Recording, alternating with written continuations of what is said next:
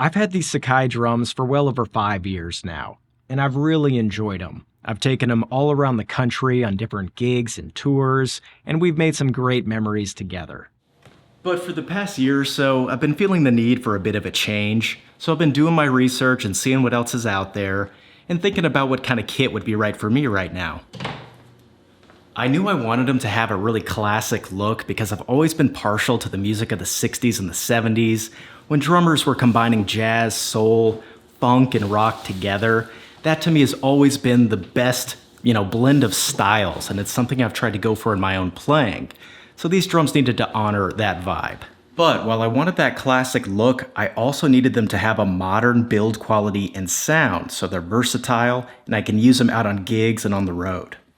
And about a month ago, I ran across some videos on Instagram of these drummers demoing these new Rogers kits, and I was immediately drawn to them. So I reached out to the company on a whim, and here we are. And for those of you who don't know, Rogers was one of the big four American drum companies back in the 50s and 60s. You had Rogers, Ludwig, Slingerland, and Gretsch. And Rogers was always known for their fantastic build quality and some of the more innovative things they were doing with their hardware and their drum shells. And without getting into all the details, they went away for a long time, but have since come back with a mission to honor what they were doing back in the day while modernizing things for today's drummers. So let's take a look. I've got two kits to show you today. They're both from their Power Tone series. We'll start with the main kit, and this looks to be the rack tom. This is a 13 by 9 inch rack. As you can see, I opted for their black finish, which I think looks killer. I love how the hardware contrasts with the black. You can see they've got their original kind of badge. They've got their trademark beaver tail lugs. This thing looks fantastic. All right, let's check out the floor tom. I've got the legs. Look at this bad boy. This is a 16 by 16 floor. Look at that. By the way, all these drums come with thicker and more durable 2.3 millimeter triple flanged hoops. And that's a great example of how they're honoring the past but updating things for the future. These are a lot more robust than the thinner ones they used to put on the drums back in the day, and so I don't have to worry about taking these out and beating them up a little bit. They're gonna survive. Hello. Look out. Careful. Okay. Now for the bass drum. These shells look insane. Now again, another example of modernizing. You've got retractable bass drum feet. That is huge. I really appreciate that. It's going to make this drum a lot more stable on the ground and easier to set up. This is a 24 by 14 inch bass drum, by the way, which I'm really pumped about. I've never had this particular size of bass drum, and I'm excited to hear how it sounds. And look how beautiful this stain is on the inside of the drums. They call this a fruitwood stain, and they were telling me that they've spent a ton of time on the design of these shells. It's 5 plies with North American maple, and they have 2-ply reinforcement rings to make sure this thing stays really solid. And I'm glad they're doing a 5-ply shell because that's going to give this thing a lot of punch and projection. Another thing is that they're giving these drums 45-degree bearing edges as opposed to that more rounded bearing edge that you get with a lot of other vintage style drums. And that's going to give the drums a much wider tuning range, and it's going to give them a more open, modern sound, which was important to me because I'm not looking for that pillowy, kind of dull, vintage sounding kit. I need something that pops, something I can tweak a bunch of different ways and be very versatile. So this hits that mark. I almost forgot to take a look at the hoops. I'm seeing they've done something kind of hip with these. I'm seeing an inlay.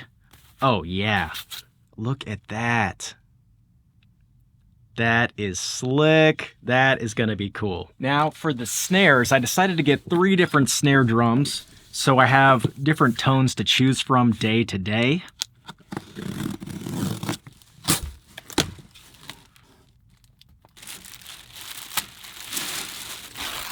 So for the first one, I decided to get a matching snare. This one has the same shell as the rest of those drums. Got it in the black, obviously. And this is a 14 by 6.5 snare, which was my favorite all-around snare drum size. Check out that clock face throw off. Real classy. For the next one, I've got another power tone snare. It's another 14 by 6.5. But for this one, I decided to get it in a steel. Really cool. I'm going to use this one for that kind of wide open, aggressive sound. And for the last one, I decided to go with one of their more high-end snares. So this thing's called a Super 10. Like I mentioned, it's one of their higher-end models. It's got 10 lugs instead of 8. It's got an internal dampener. And I got this one in a 14 by 5 size because I'm going to use this one for tighter, kind of crispier sounds. All right, now last up, let's check out the other drum set. This is another Power Tone series kit, but it's in a different color, and I got it in smaller sizes so I could use it for lighter, jazzier playing.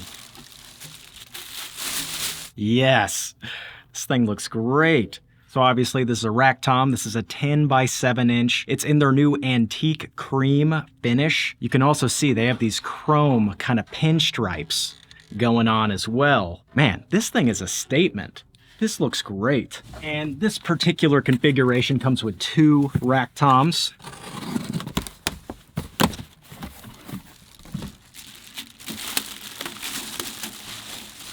So this is the larger 12 by 8 model. Looks like we got some hardware.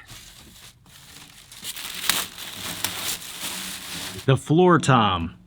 This is a 14 by 14 inch. Last but not least, we've got the bass drum. This is a 20 by 14 inch bass drum. Really excited to tune this thing up, give it a jazzy tone. Again, with the retractable bass drum beat. Thank you very much for that. Okay, now I'm going to get these kits tuned up and I'll give you guys an idea of how they sound.